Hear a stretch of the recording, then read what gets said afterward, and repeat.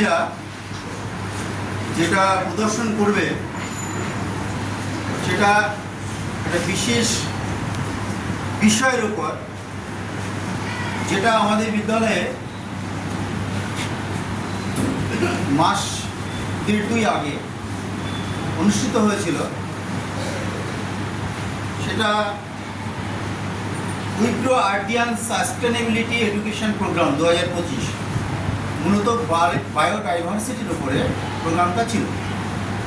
সেদিন সেই ওয়ার্কশপে অনেক কিছু আলোচনা হয়েছিল।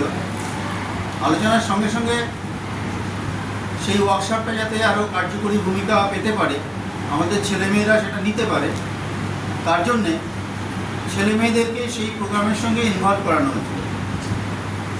তো ওরা আমাদের স্যার ম্যাডামদের সহযোগিতায় সুন্দরভাবে সেই কাজটা করেছে। কতটা সুন্দর হয়েছে সেটা আমরা সবাই এখন দেখব। ওরা একটা ডেমনস্ট্রেশন দেবে। আজকে সেই প্রোগ্রামটা ওরা যে এই দেড় দু মাস ধরে খেটেছে এবং তার সঙ্গে আমাদের স্যার ম্যাডামরা যারা এই কাজটাকে এগিয়ে নিয়ে গেছেন, প্রত্যেককে ধন্যবাদ জানাই। এবং এই প্রোগ্রামটা করার জন্য, এবং এই ধরনের প্রোগ্রাম আমার মনে হয় আমাদের বিদ্যালয়ে বোধহয় এবার প্রথমই হচ্ছে। তো সেই দিক থেকে খুব ভালো লাগার একটা বিষয়। ছেলেমেয়েরাও ফিল্ডে নেমে কাজ করেছে। আমাকে দেখাচ্ছিল ওরা কোথায় কোন গাছ, কোন লতা পাতা, সেগুলো এনে আমাকে দেখাচ্ছিল। হয়তো আমরা তাদের অনেক নামও জানি না, হয়তো পথচলতি আমরা প্রচুর গাছপালা দেখে থাকি, তার মধ্যে কিছু নাম জানি, বেশিরভাগটা আমরা জানি না। তাই সেগুলো আমাদের অজ্ঞতা। সেগুলো যদি আমরা এই ধরনের প্রোগ্রাম থেকে জেনে নিতে পারি, আমাদের ছেলেমেয়েরা জানতে পারে, তাহলে প্রকৃতির সঙ্গে একটা যোগ তৈরি হয়। সেই যোগটা ওদের মানসিক বৌদ্ধিক গঠনে সাহায্য করবে।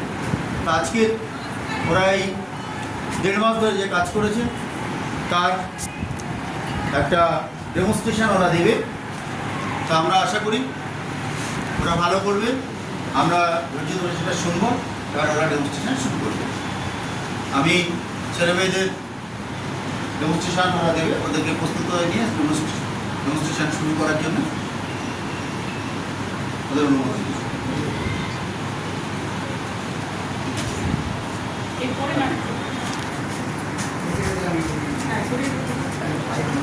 বন্ধ করে দেবো এখন। চল স্টার্ট করো। আবার আমাদের প্রজেক্টের নাম হচ্ছে বায়োডাইভার্সিটি কি টু সার্ভাইভাল। আমরা এই প্রজেক্টের প্রথমেই পর্যবেক্ষণ করেছি ভেজিটেশন সার্ভে, একটি এই প্রজেক্টের একটি অংশ, যার এর মধ্যে পর্যবেক্ষণ করেছি যে প্রাণী ও গাছেদের সঙ্গে সম্পর্ক এবং গাছ ও গাছেদের সঙ্গে কোন গাছ কোন গাছেদের সঙ্গে একসঙ্গে সম্পর্ক রেখে জীবনযাপন করে।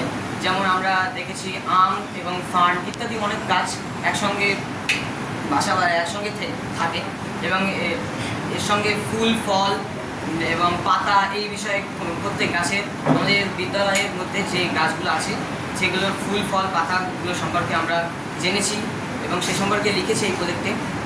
এবং এই কোন গাছ কী ধরনের, যেমন শ্রাব, ট্রি ইত্যাদি, যেমন ক্লাইম্বার, এই বিষয়ে আমরা জেনেছি। এরপরে আমাদের দ্বিতীয় এই প্রজেক্টের আরেকটি অংশ হিস্টোরিক্যাল টাইমলাইন। হিস্টোরিক্যাল টাইমলাইনের প্রথমে আমরা 1950-এর দশকে। তো এই প্রজেক্ট হচ্ছে বায়োডাইভার্সিটি কি টু সার্ভাইভাল, অর্থাৎ বেঁচে থাকার জন্য জীববৈচিত্র্য বা বায়োডাইভার্সিটি হচ্ছে আমাদের বেঁচে থাকার চাবিকাঠি। এই প্রজেক্টটা করতে গিয়ে আমরা অনেকগুলো অ্যাক্টিভিটি করেছি। তার মধ্যে একটা ছিল হচ্ছে কেস স্টাডি, যেখানে আমরা করেছি যে tiger human conflict in Sundarban delta, অর্থাৎ সুন্দরবনে মানুষ এবং বাঘের সংঘাত। এবার প্রশ্নটা হচ্ছে যে সংঘাতটা বাড়ছে কীভাবে।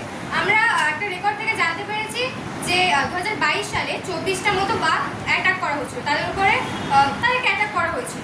তো এই অ্যাটাকটা কেন হচ্ছে, তাদেরকে মারা কেন হচ্ছে, মানুষ এবং বাঘের মধ্যে সংঘাতটা কেন হচ্ছে। তো এই যে সংঘাতটা হচ্ছে সেটা সবচেয়ে বড় এবং প্রধান কারণ সেটা হচ্ছে ক্লাইমেট চেঞ্জ। এবার প্রশ্ন হতেই পারে যে বাঘ এবং মানুষের সংঘাতের সাথে ক্লাইমেট চেঞ্জের কী সম্পর্ক আছে। কিন্তু এই বাঘ এবং মানুষের যে সংঘাতটা আসছে তার মেন বা প্রধান কারণটাই কিন্তু ক্লাইমেট চেঞ্জ। ক্লাইমেট চেঞ্জের ফলে বিশ্ব উষ্ণায়ন বাড়ছে। বিশ্ব উষ্ণায়ন হচ্ছে হিমবাহের বরফগুলো গলে যাচ্ছে, যার ফলে সমুদ্র জলতল বাড়ছে, অর্থাৎ সুন্দরবনে নদীর লবণাক্ততা বেড়ে যাচ্ছে। মিষ্টি জলের প্রভাবে ফলে তাদের লবণাক্ততা বেড়ে যাচ্ছে, ফলে সেখানকার প্রাণীরা সেই জল খেতে পারছে না এবং তাদের খাদ্যের সংকট দেখা যাচ্ছে। তারা তখন কি করছে, কোর এরিয়া থেকে বাফারের দিকে চলে আসছে। সেমভাবে মানুষের জনসংখ্যাও বাড়ছে, ফলে তাদের জনবসতি, তাদের কৃষি জমি লাগবে, তাদের বাসস্থান তৈরি করার জন্য জমি লাগবে। তো তারা কি করছে, তারা ট্রানজিশন এরিয়া থেকে বাফার এরিয়াতে চলে যাচ্ছে, ফলে সেখানে এসে বাঘ এবং মানুষের মধ্যে একটা সংঘাত তৈরি হচ্ছে। আবার দেখা যাচ্ছে যে বাঘ মারা যাওয়ার ফলে, বাঘকে যখন অ্যাটাক করা হচ্ছে, তাদের সংখ্যা আস্তে আস্তে কমে যাচ্ছে। কমে যাওয়ার ফলে জঙ্গলের হরিণ বা যারা তৃণভোজী প্রাণী, হরিণ, খরগোশ, এদের সংখ্যাটা বেড়ে যাচ্ছে। এদের সংখ্যা বেড়ে যাওয়ার ফলে কি হচ্ছে, এদের সংখ্যা বেড়ে যাওয়ার ফলে ম্যানগ্রোভের যে সবুজ উদ্ভিদ, তাদের সংখ্যাটা আস্তে আস্তে কমে আসছে। এবার আমরা কি জানি যে ম্যানগ্রোভ অরণ্য হচ্ছে কার্বন সিঙ্ক, অর্থাৎ ম্যানগ্রোভ অরণ্যের যে উদ্ভিদগুলো আছে তারা তাদের মূল বা পাতাতে কার্বনটাকে ধরে রাখে। এবার যখন ম্যানগ্রোভ অরণ্য আস্তে আস্তে কমে যাচ্ছে, তখন কার্বন ডাইঅক্সাইডের পরিমাণ বাতাসে বেড়ে যাচ্ছে, ফলে আবার বিশ্ব উষ্ণায়ন হচ্ছে, আবার হিমবাহ গলছে, সমুদ্র জলতল বাড়ছে, অর্থাৎ এটা একটা সাইকেল আকারে চলছে। তো এইভাবে সাইকেল আকারে চলতে চলতে বাঘের সংখ্যা অনেক কমে আসে, বাঘ মানুষের মধ্যে কনফ্লিক্ট বাড়ছে। তো পরিশেষে আমাদের কি করা উচিত, আমাদের হচ্ছে ম্যানগ্রোভ অরণ্য আরও বাঁচাতে হবে, আমাদেরকে আরও ম্যানগ্রোভ অরণ্যের গাছ লাগাতে হবে, সুন্দরী গড়ান গেওয়া। এছাড়া হচ্ছে বাঘকে অ্যাটাক করা যাবে না, বাঘকে সংরক্ষণ করতে হবে, তাহলেই আমরা ম্যানগ্রোভ অরণ্যকেও বাঁচাতে পারবো। বায়োডাইভার্সিটি কি টু সার্ভাইভাল, মানে হলো জীববৈচিত্র্য হলো আমাদের জীবনের প্রধান চাবিকাঠি।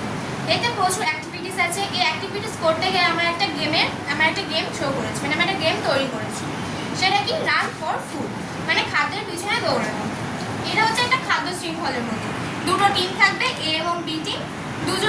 দুজনের মধ্যে থেকে, দুটো টিম থেকে একজন গিয়ে সেই খাদ্য শৃঙ্খল থেকে 5টি পেপার কালেক্ট করবে খাদ্য শৃঙ্খল অনুযায়ী। ফিরে এসে পরপর সেই কাগজগুলো খুলে খাদ্য শৃঙ্খল অনুযায়ী একটা সার্কেলের ভিতরে পরপর সাজিয়ে দাঁড়াতে হবে। দিয়ে একটা চক দিয়ে মানে বলে দিতে হবে যে কোনটার পর কোনটা আছে, এরকম একটা খাদ্য শৃঙ্খল অনুযায়ী তৈরি করতে হবে।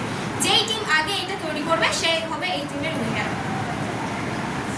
আমরা কিছুদিন আগে একটা ভেজিটেশন সার্ভেতে কৃষকদের কাছে গিয়ে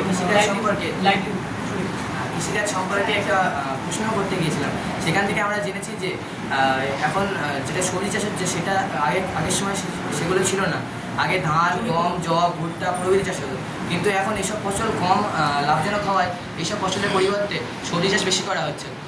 আর এছাড়াও আমরা দেখতে পাচ্ছি যে এখন ছোটো ছোটো ঠেলা গাড়িতে সবজি বিক্রি করে মানুষের জীবিকা নির্ভর হচ্ছে। এছাড়াও হাটে বাজারে সবজি বিক্রয় হচ্ছে এবং বিভিন্ন ব্যবসায়ীরা সবজি বাইরেও মানে চালানো হচ্ছে। এ থেকে বায়োডাইভার্সিটির উপরে নির্ভরশীলতা আমরা বুঝতে পারি যে বায়োডাইভার্সিটি কতটা নির্ভরশীল। তো আমরা যে প্রজেক্টটা করছিলাম, প্রজেক্টটার নাম হচ্ছে বায়োডাইভার্সিটি কি টু সার্ভাইভাল। এই প্রজেক্টটা করতে গিয়ে আমরা অনেক এডিবেল অর্থাৎ ভেষজ উদ্ভিদ, বুনো শাকপাতা ইত্যাদির কথা জেনেছি, যেগুলো কিন্তু এখনকার প্রজন্ম জানে না। কারণ এগুলো আস্তে আস্তে বিলুপ্ত হয়ে যাচ্ছে জমিতে অতিরিক্ত কীটনাশক সার ইত্যাদি ব্যবহারের ফলে। এবং আমরা চাই যে আমাদের এই যে স্কুল বাড়ির ছাদটা এভাবে পড়ে আছে, ছাদের ওপরে এইসব উদ্ভিদগুলি চাষবাস করার ফলে যাতে কিছুটা কার্বন ডাইঅক্সাইড ওই গাছপালা দিয়ে অ্যাবজর্ব হবে এবং পরিবেশে অক্সিজেনের ভারসাম্য বজায় থাকবে। এভাবে বোঝা যায় যে বায়োডাইভার্সিটি আমাদের পরিবেশের নির্ভরশীল।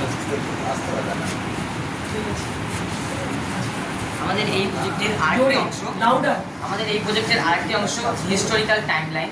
এই প্রজেক্টে আমরা প্রথমেই জেনেছি আমাদের এই বিদ্যালয়টি একটি শ্মশান ঘাট ছিল এবং পাশে রাজ নামক একটি জঙ্গল ছিল, যেটা কেটে আমাদের বিদ্যালয় প্রতিষ্ঠা হয়।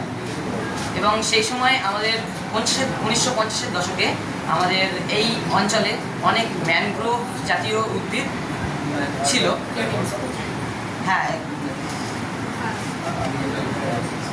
সেই সময় অনেক মাইগ্রেটরি বার্ড এখানে আসতো। 2020 সাল পর্যন্ত এই বার্ড প্রায় আনাগোনা দেখা যেত, এখন অনেক কম। 1970-এর দশকে পার্থেনিয়াম নামক একটি খারাপ উদ্ভিদ এখানে চারা আনা হয়েছিল কোনো প্রকারে, এখানে চলে এসেছিল। সেই উদ্ভিদগুলো এখানে অনেক বড় হয়েছে, এটা আমাদের পরিবেশকে দূষিত করছে। এই উদ্ভিদগুলো আমাদেরকে মানে তুলে দেওয়া উচিত, এই উদ্ভিদ যাতে না জন্মায় সেই কাজ করা উচিত। 2009 সালে 2009 সালে আমাদের এখানে আয়লা নামক একটি ঝড় আমাদের এই অঞ্চলটিকে একেবারে তছনছ করে দিয়েছিল এবং 2020 সালে আমাদের মে মাসে আমাদের এখানে আমফান নামক আরেকটি ঝড় আমাদের এই অঞ্চলটিকে আরেকবার তছনছ করে দেয়। এই প্রজেক্টের আরেকটা অ্যাক্টিভিটি হচ্ছে ফিউচার ভিশন, অর্থাৎ আমরা ভবিষ্যতের জন্য আর কী কী করতে চাই এখানে। তো এখানে আমরা অনেকগুলোই করতে চাই, তার মধ্যে 3টে এখানে আমি বলছি। সেটা হচ্ছে প্রথম হচ্ছে যে খালটা আছে এখানে, সেই খালের আশেপাশে আমরা এক্ষুনি শুনলাম যে ম্যানগ্রোভ অরণ্য ছিল, তো আমরা সেখানে আরও ম্যানগ্রোভ অরণ্য মানে আরও ম্যানগ্রোভ জাতীয় গাছ সেখানে আমরা রোপণ করতে চাই। কারণ আমি আগেই বলেছি যে ম্যানগ্রোভ হচ্ছে একটা কার্বন সিঙ্কের মতো কাজ করে, ফলে যদি ম্যানগ্রোভ অরণ্যটাকে আরও বাড়ানো যায় তাহলে বাতাসে কার্বন ডাই অক্সাইডের পরিমাণ আরও কমতে থাকবে, ফলে অনেকটাই পরিবেশ দূষণ কমানো যাবে।